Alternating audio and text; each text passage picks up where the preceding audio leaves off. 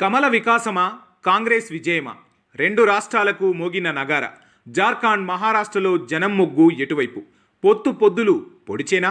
హర్యానా ఓటమి తర్వాత కాంగ్రెస్ కళ్ళు తెరిచేనా? గ్యారంటీల ప్రకటనలు ఉండేనా? మోదీని నమ్ముకొని బరిలోకి బీజేపీ, ఆర్ఎస్ఎస్ కూడా తోడుగా నిలుస్తోంది. బీజేపీకి ఆయువు పట్టే మహారాష్ట్ర, ఆర్ఎస్ఎస్ కీలక భూమిక మహారాష్ట్ర. 2 సార్లు వరుసగా బీజేపీ సంకీర్ణ పాలనే. మొదటిసారి సంకీర్ణం పూర్తిగా బీజేపీ పెత్తనమే, రెండోసారి వెనకుండి నడిపించడమే. బీజేపీ హ్యాట్రిక్ కొట్టేనా? కాంగ్రెస్ వ్యూహం ఏంటి? తెలంగాణ ఫార్ములా అమలు చేస్తారా? హర్యానాలోలాగా బోల్తా పడకుండా జాగ్రత్త పడతారా? మహారాష్ట్ర పార్లమెంటు ఫలితాలు రిపీట్ అవుతాయా? హిమాచల్, కర్ణాటకలో 5 గ్యారంటీలు, తెలంగాణలో 6 గ్యారంటీలు, హర్యానాలో 7 గ్యారంటీలు. మహారాష్ట్ర, జార్ఖండ్లలో గ్యారంటీలు ఉంటాయా? మహారాష్ట్ర, జార్ఖండ్ రాష్ట్ర ఎన్నికల నగారా మోగింది. కేంద్రంలో 3వ సారి అధికారంలోకి వచ్చి ఇటీవల హర్యానాలో హ్యాట్రిక్ విజయం సాధించిన బీజేపీ మంచి ఊపు మీద ఉంది. ఆ ఊపు ఎన్నికలు జరగనున్న రాష్ట్రాల మీద ప్రభావం ఉంటుందా ఉండదా అన్నది పెద్ద ప్రశ్నగా మిగిలింది. నిజానికి మహారాష్ట్రలో బీజేపీ వ్యతిరేకత ఉన్నమాట వాస్తవమే, కానీ పూర్తి స్థాయిలో వ్యతిరేకత మాత్రం లేదు. ఉంటే గత పార్లమెంట్ ఎన్నికల్లో పూర్తి నైరాస్యం మిగిలేది. అయితే ఇటీవల జరిగిన హర్యానా, జమ్మూ కాశ్మీర్ ఎన్నికల్లో బీజేపీకి అనూహ్యమైన ఫలితాలు వచ్చి ఖాతాలో పడ్డాయి. హర్యానాలో బీజేపీ ఓటమి ఖాయమని అందరూ అనుకున్నారు. ఒక దశలో బీజేపీ నుంచి పెద్ద ఎత్తున నాయకులు కాంగ్రెస్లో కూడా చేరారు. సరిగ్గా ఎన్నికల చివరి రోజున కూడా ఓ బీజేపీ నాయకుడు కాంగ్రెస్ తీర్థం పుచ్చుకున్నాడు. అలాంటి ఎన్నికల్లో బీజేపీ అనూహ్యంగా విజయం సాధించింది, కాంగ్రెస్ను ఓడించింది. దాంతో క్షేత్రస్థాయిలో బీజేపీకి మెరుగైన బలమే ఉందన్న సంకేతాలు వెలువడినట్టయింది. ఇక జమ్మూ కాశ్మీర్ విషయంలో జమ్మూలో బీజేపీ అనూహ్యమైన సీట్లు సాధించింది. కశ్మీర్లో నేషనల్ కాన్ఫరెన్స్ గెలిచినా కాంగ్రెస్కు పెద్ద సీట్లు వచ్చిందేమీ లేదు. జమ్మూ కాశ్మీర్ ఎన్నికల్లో బీజేపీ గెలవకపోయినా మెరుగైన సీట్లు సాధించింది. కాంగ్రెస్ గెలిచిన సీట్లు బీజేపీ దరిదాపుల్లో కూడా లేవు. అంటే జమ్మూ కాశ్మీర్లో బీజేపీ ఓడిపోయినట్లు కాదన్నది స్పష్టమైంది.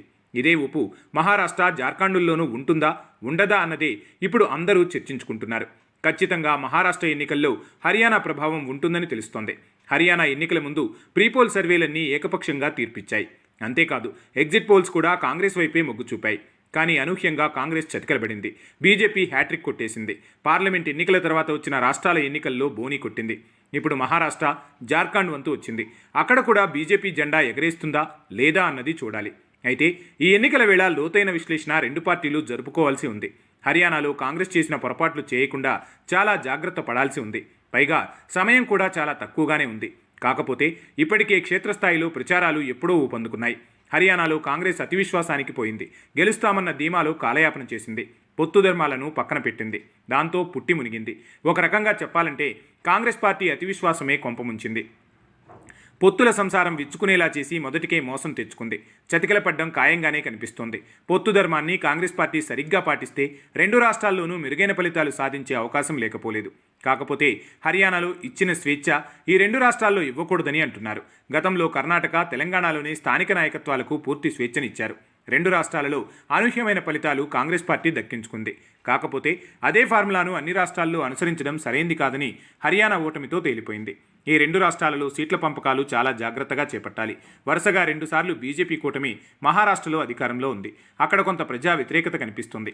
అయినా అధికారం బీజేపీ జార విడుచుకోవాలనుకోదు. హర్యానాలో లాగా ఆఖరి బంతి వరకు పోరాటం చేయడంలో బీజేపీని మించిన రాజకీయం ఏ పార్టీ చేయలేదు. అందుకే కాంగ్రెస్ పార్టీ చాలా జాగ్రత్తగా బీజేపీ వ్యూహాలను గమనిస్తూ ముందుకు సాగాలి. ఎత్తులకు పై ఎత్తులు వేస్తూ ఉండాలి. లేకుంటే కొంప కొల్లేరే అవుతుంది. బీజేపీ గెలుస్తున్న రాష్ట్రాలలో బీజేపీ పెద్దగా హామీలు ఇవ్వడం లేదు. మొత్తం మోడీ చుట్టూ రాజకీయం తిప్పుతున్నారు. ప్రధాని మోడీ చేత విస్తృతంగా ప్రచారం సాగిస్తున్నారు. బీజేపీ నాయకులంతా శ్రద్ధ పెట్టి పనిచేస్తున్నారు. కాంగ్రెస్కు ఆ అవకాశం లేదు, అనుకూలత కూడా లేదు. కేంద్రంతో పాటు 13 రాష్ట్రాలలో బీజేపీ అధికారంలో ఉంది. ఈ 2 అంశాలు బీజేపీకి బాగా కలిసి వస్తున్నాయి. బీజేపీని ఎలాగైనా ఓడించాలన్న లక్ష్యంతో కాంగ్రెస్ పార్టీ హామీలను పెద్ద ఎత్తున ప్రజల ముందు పెడుతుంది. మొదట్లో వాటి ఫలితాలు అద్భుతంగానే ఉన్నాయి. కర్ణాటక, హిమాచల్ ప్రదేశ్లలో 5 గ్యారంటీల హామీలు మొదలుపెట్టారు. ఈ 2 రాష్ట్రాలు తమ ఖాతాలో వేసుకున్నారు. తర్వాత 6 నెలలకు జరిగిన తెలంగాణలో 6 గ్యారంటీలు చెప్పారు. ప్రజలను నమ్మించారు. తెలంగాణ ప్రజలు మార్పు కోరుకున్నారు. కాంగ్రెస్ పార్టీని గెలిపించారు. ముఖ్యమంత్రి రేవంత్ రెడ్డి అధిష్టానం మాటలకు తగ్గట్టుగానే ముఖ్యమంత్రి పీఠాన్ని అధిరోహించారు. అయితే ఇక్కడ కాంగ్రెస్ పార్టీ 2 వ్యూహాలు అమలు చేసింది. కర్ణాటక, తెలంగాణ, హిమాచల్ ప్రదేశ్లో స్థానిక నాయకత్వాలకు పూర్తి స్వేచ్ఛనిచ్చింది.